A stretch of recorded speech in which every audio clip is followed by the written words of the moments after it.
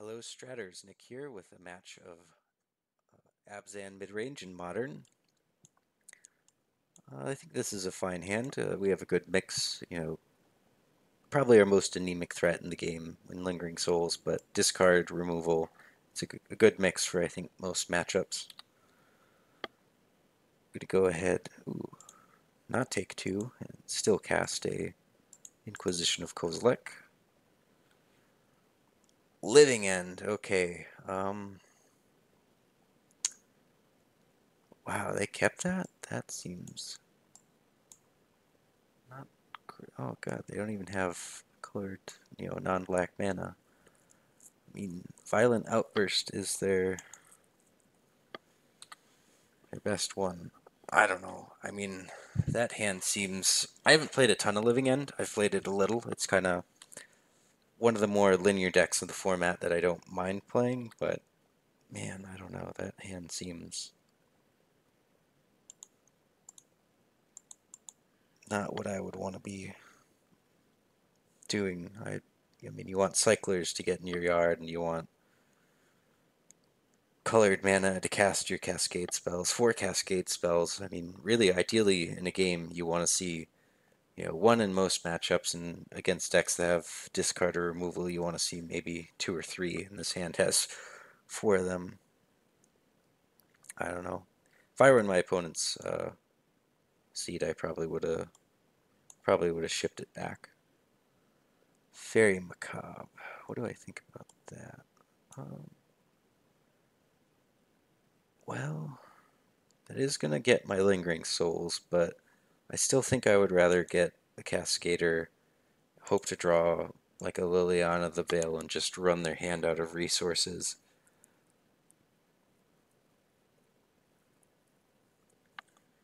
I think with this, I should have also, now that I think about it more, typically Violent Outburst is the better Cascade spell. It's instant speed, it doesn't require a target.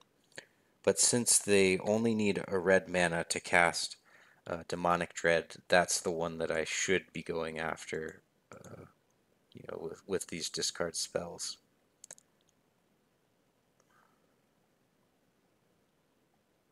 And get Temple Garden, and I guess play a Tarmogoyf.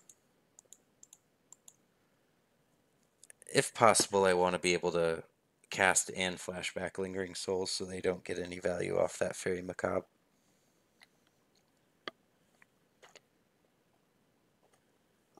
It's a small thing. I could have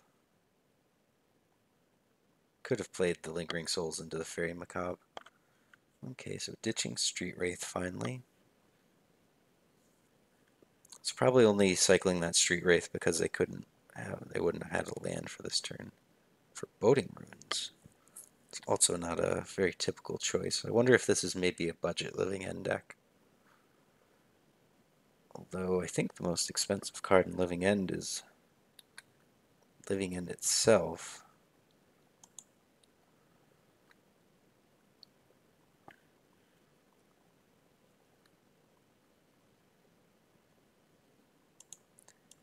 And I'm going to go ahead and play Tracker here, get my clue. Still have Fatal Push-Up, but it's camouflage because it's like you can't tap a Mire, but the Urborg makes it so you can tap the Mire. I also appreciate the subtle combo that is Urborg plus Street Wraith. And even though I know they have Demonic Dread and they're going to likely cast it in Living End this turn, I played the Tireless Tracker just to kind of force them to do that. And also, since I had the land to play with the Tireless Tracker, it kind of makes the Tireless Tracker almost cycle. So I think if I just had Tarmogoyf on board, they might not go for it, but right now they do go for it. So play Souls and flash it back. And then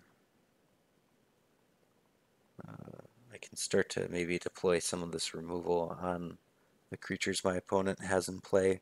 Maelstrom Pulse lines up nicely against the Street Wraith, and Fatal Push when I have a clue in play takes care of a Fairy Macabre.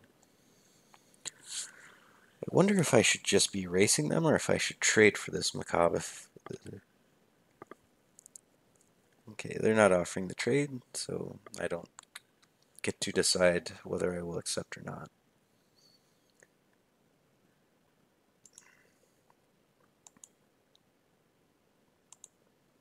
So crack a clue so I can push that Macabre.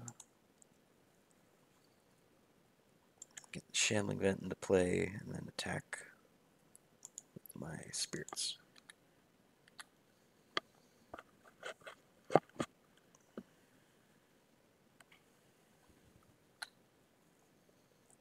Okay, so they finally have green mana. So they can Violent Outburst basically at will now. If they didn't have green mana, I probably would fire up the Shambling Vent. But since they do, I think it's a little bit too risky to do that. Play this and I guess just pass. I mean, 4 spirits plus the Shambling Vent next turn would be a lethal combination. I don't... What is in my opponent's hand? So I know they have another Cascade spell, probably 2. They aren't cycling anything. And they aren't hard casting anything. Okay, now they're hard casting something. Or maybe they're just cascading again. Fulminator's annoying since that handles my Shambling Vent, but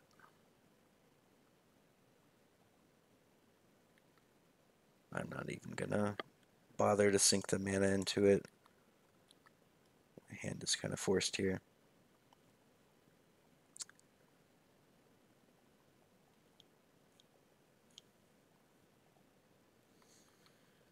Yeah, I think the spirits might get this done.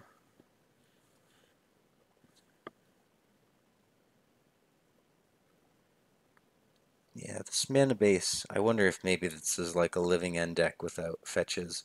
If you discount the sort of fetch shock quick land mana base of a living end deck, it becomes probably one of the cheapest sort of competitive decks in the format.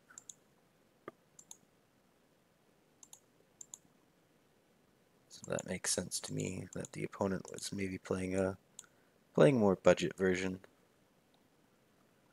If you already have Foreboding Runes or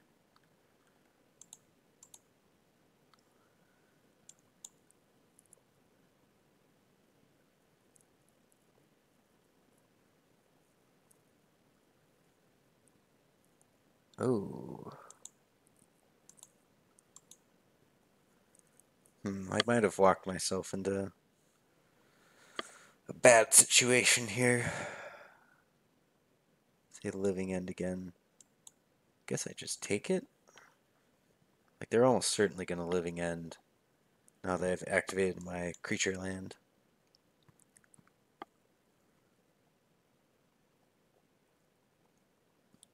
There's no real point into using the path on a creature that the opponent's planning to get rid of anyways.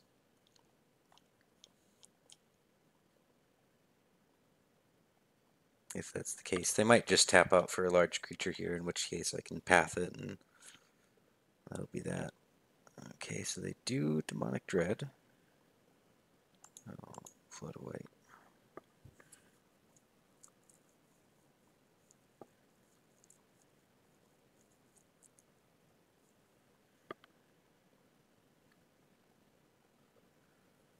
Right, and path to exile that.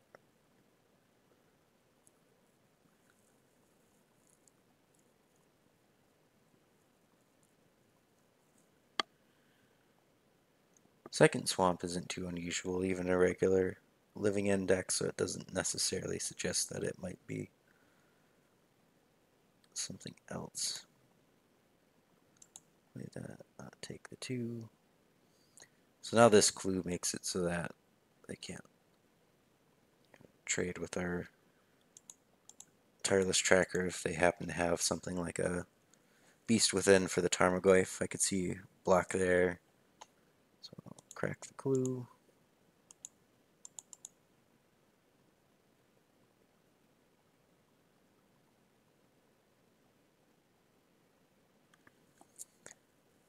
Yeah, so they block here and like Beast Within this Tarmogoyf. Yeah, it's nothing I can do about that. It survives the turn for them.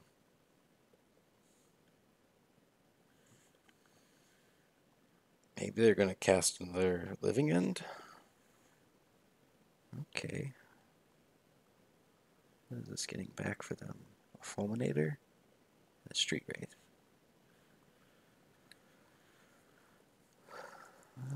What was the land that they targeted? Overgrown Tomb. Okay.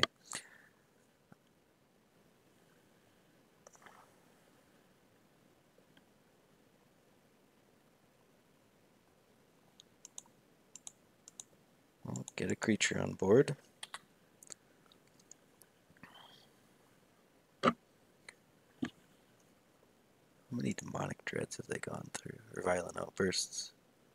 Another Violent Outburst just for like the pump effect. Okay, that can't block. They're gonna Demonic Dread, not Cascade, and do a Living End.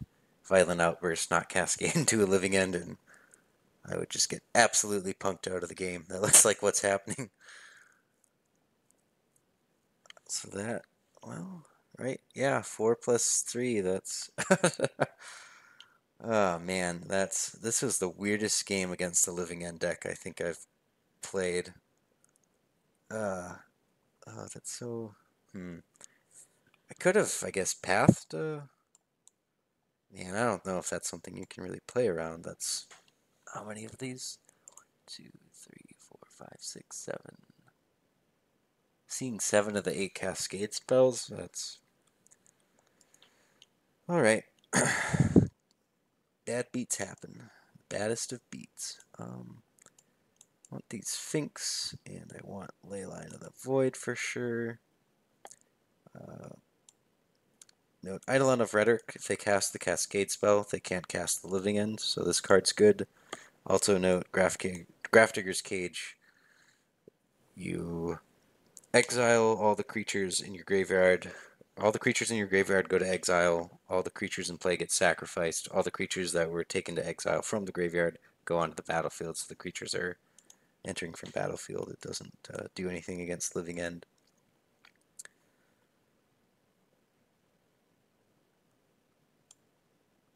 So I want... Fatal Pushes are absolutely basically dead. I mean, we saw Fairy Macabre. That's not something we're really on about. Can shave some number of like paths and pulses. Not sure which is better. I think it's better to have a mix.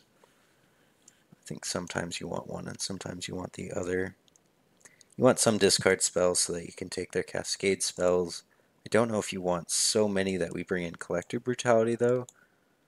Unless maybe we cut, even more removal and go with Collective Brutality, but as you saw that game, sometimes it's, about who top decks and being able to answer hard cast threats. So I think it's fine to have these discard spells, and unless Collective Brutality is somehow better than the 1-mana discard because of the flexibility, and maybe the 6 that we should start of discard spells includes Collective Brutality.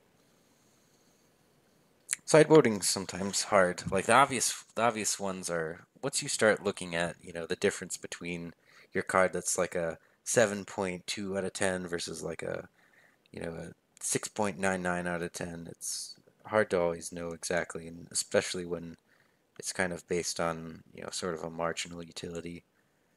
I don't think this hand's good enough. We don't have a discard spell. These Tarmogoyfs aren't going to be very big right away. We have Leyline of the Void in our deck. This close, but mulligan. This one I think is fine. We have a discard spell, and we can...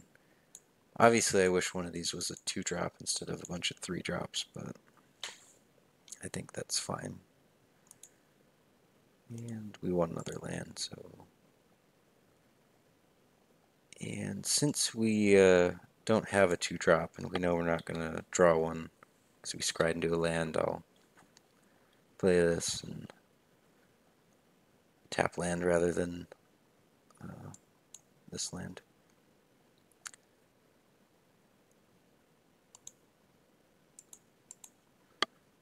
And I don't think we're really worried about double white or double green, so I'll cast Inquisition.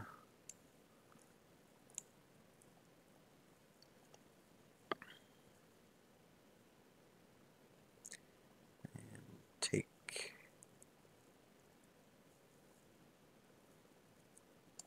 Violent Outburst.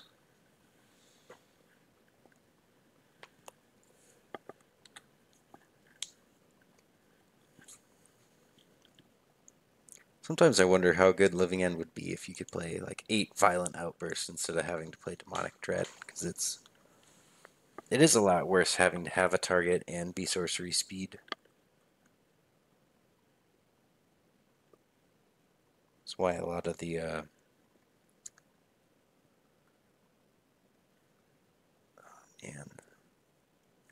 so I can take their other Cascade spell, but then I get Fulminated, and I think I just want to get something, anything really going.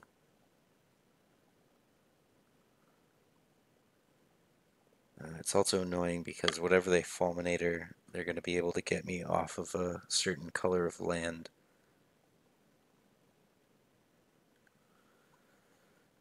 So I can get, I guess, so I'm guaranteed to have black mana because I have a basic swamp, and Fulminator can only target non-basics. If I get an Overgrown Tomb, they get to blow up my Temple Garden and cut me off of white mana. If I get Godless Shrine, they can blow up my Temple Garden and get me off of green mana.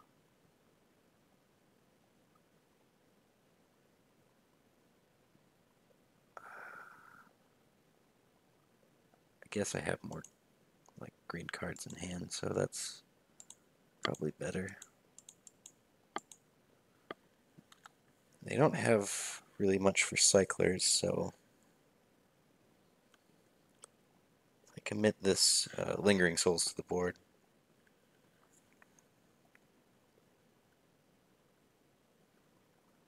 They might not go for the Cascader, and I can snatch it with this Inquisition of Kozilek. So they aren't really getting a lot back. They aren't really clearing a lot from the board. Granted, if they go off with another cycler here, that would be really bad news. Maybe they would just do it for 2, 3, 4s. I don't know. That seems not quite worth it. Well, this mana suggests Fulminator. Blow up the land right away. Okay, so they took me off of white mana, kind of as I suspected they might.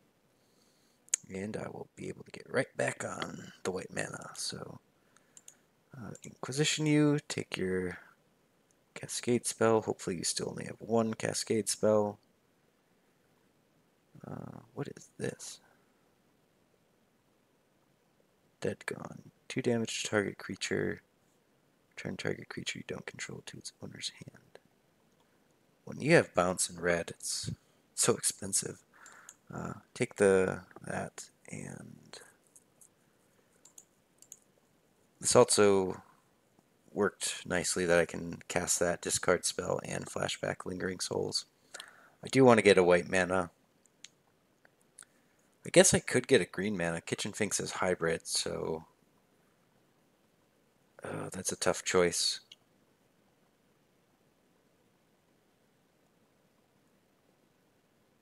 I think I don't know. It's probably just too important to have access to white mana in case I draw any of my white spells.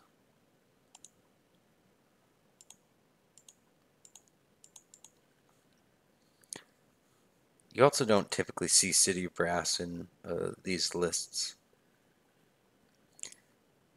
One suggestion I would make if you're playing Living End is, and it's very tempting to play some of these City Brass, particularly as you go into the more budget versions.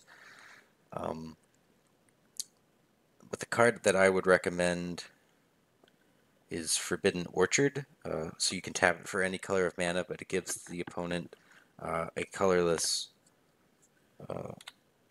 1/1 spirit creature token, which is typically a drawback, but considering you need a target for Demonic Dread, I don't think that's really a bad card to play. Dark Confidant was a nice draw. It's going to hopefully draw us out of the mana destruction that our opponent's been putting us under.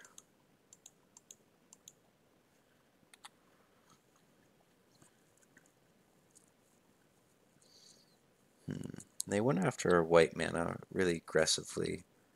So they still again had the choice between putting us off white mana or putting us off green mana.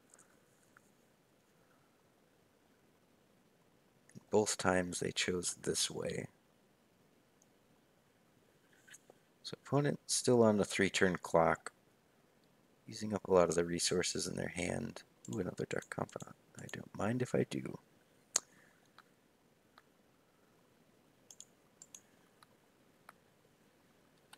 But yeah, if I played Living End, I'm actually really close to having a Living End deck on Magic Online. I'm short the Fulminator Mages because they're really expensive on here.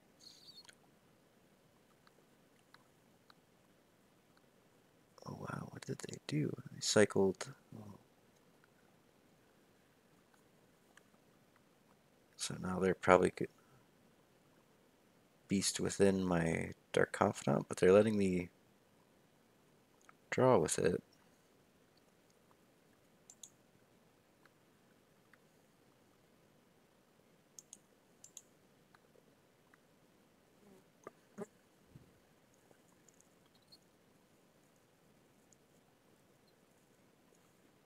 What?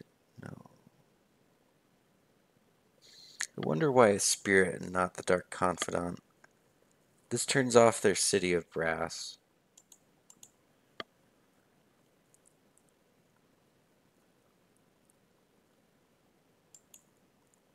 I maybe shouldn't. Yeah, I shouldn't. Should I? Yeah. It's probably a bad idea to play anything else out. If they have the Cascade spell, it'd just be way too backbreaking. Okay, so we got game 2, and we didn't... I mean, we saw Kitchen Finks is like technically a sideboard card, but we didn't see like Leyline of the Void or the Eidolon, which are cards that they really have to deal with before they can go off. I think I like that configuration. It's possible I'd want to, again, Collective Brutality is an option, and then as far as which is better between Maelstrom Pulse and Path to Exile is a question.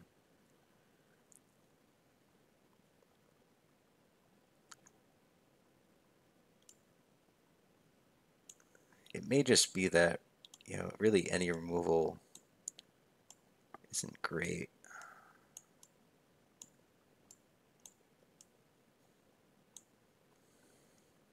And I'd rather have the discard.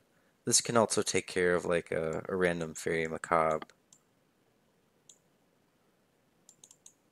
The Drain Life could be relevant too. Typically don't expect a lot of, you know, direct damage from Abzan deck, so being able to maybe get them low and then punk them out with a Collective Brutality would be good.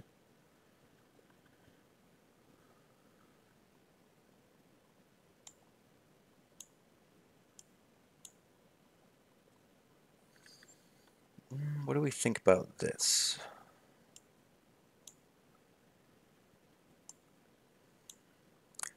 In a lot of matchups, I think this would be a fine hand. I don't know about this one, though.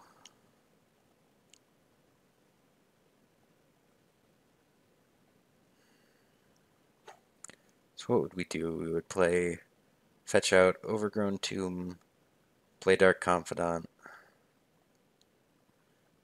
Like if any of these were a discard spell, or if we had the Leyline in here, you know, basically any of these spells except for the lands, I think we'd be good.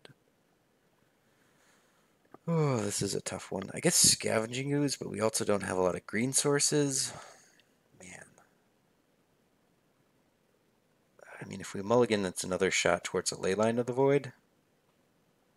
And like, I don't know.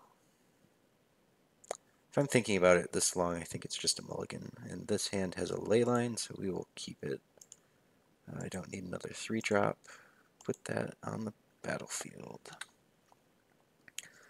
Okay, so the opponent's got to deal with this Leyline before they can get to their main game plan.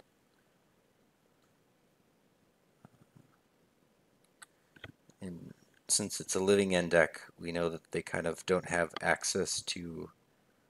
I'm going to lead on basic and then basic. Because the opponent is on the play, they'll have the ability to cast a Fulminator on turn 3, and I don't want to get Fulminatored.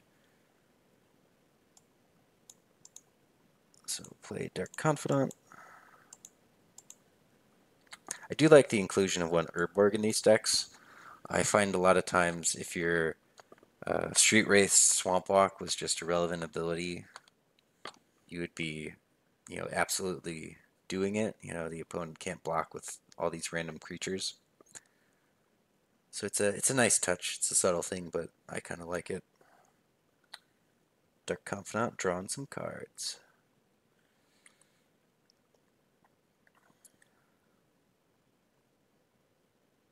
Oh man, that is a nice one. Well, I don't really need to drain. See if they have a Beast Within or something to deal with this Leyline of the Void. Anger of the Gods.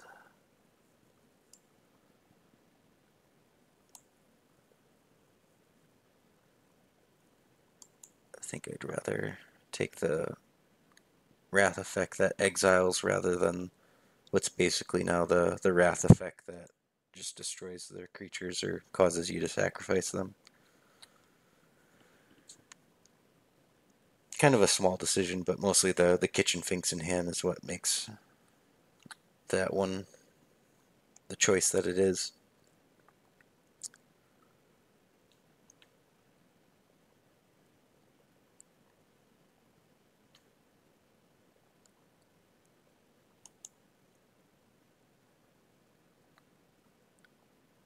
So probably go with a Finks here and fetch out a white source.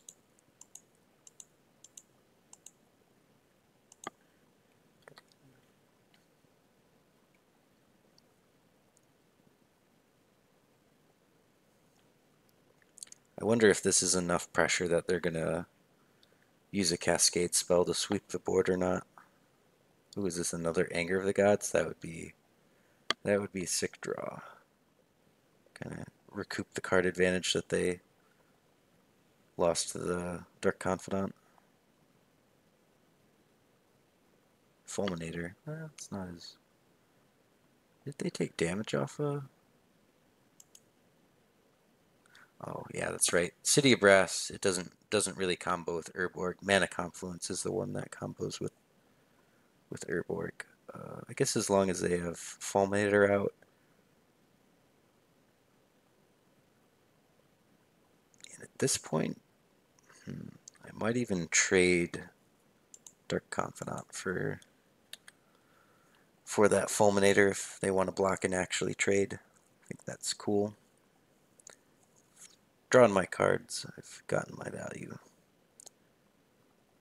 And fetch out just plains here, so we can make sure to have our colors even through a Fulminator Mage. And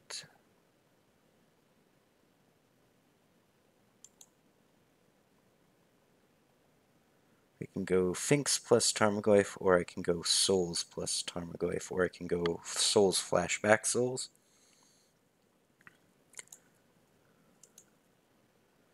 this is the option that's the most resilient to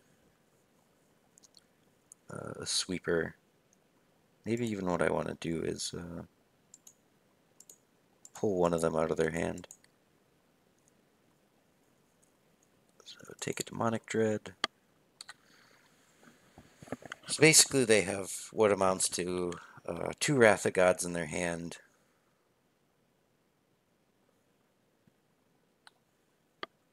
And those will be fine against a Kitchen Finks. I'm going to hardcast Shriekmaw here. I think that's also... Okay, hardcast Deadshot Minotaur. Well, that does stabilize the board. But it also makes it a little bit worse for the... Ooh, that does not stabilize the board.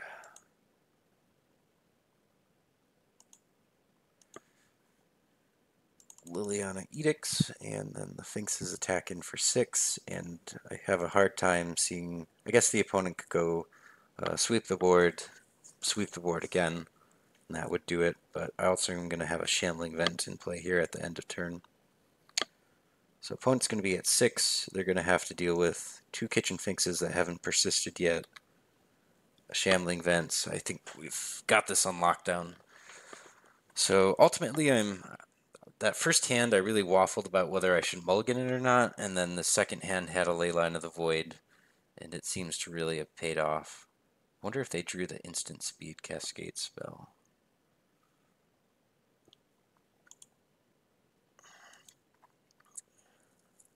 If they did, I'm going to discard this Tarmogoyf.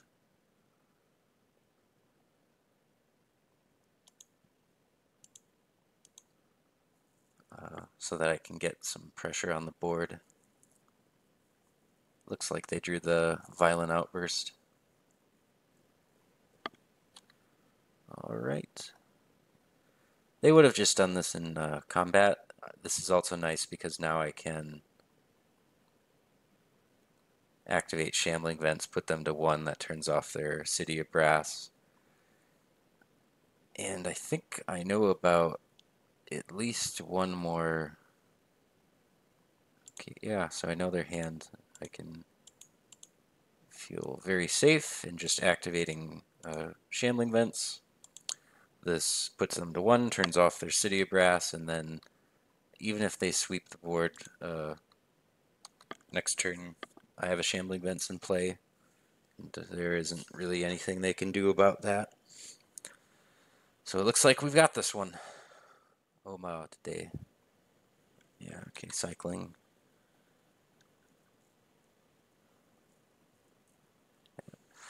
Nice. So that was a little interesting match against Living End. I find a lot of times the way that some of these linear decks play, when you have a hate card in, sometimes those are really interesting games. So while sometimes the game ones against decks like Living End and Dredge and these very linear decks like that cannot be the most fun. The sideboard games where you have the specific hate cards in play, I find that a lot of those just end up with some really interesting states where, okay, so now your Living Ends don't Wrath my board and give you a bunch of creatures. Instead, they're just Wrath of Gods. But your deck isn't really, a control deck that leverages Wrath of Gods. You're built to have, Living End function the way that it did in the pre-board games, and so they just kind of play out in a really interesting way. Hopefully you enjoyed this deck with Abzan Midrange. One of my favorite decks in the format. I love to play it a lot. Hopefully you enjoyed all the matches that we played. I'll be back next week with some more modern videos. I hope to see you then. So until then, take care, Stratters.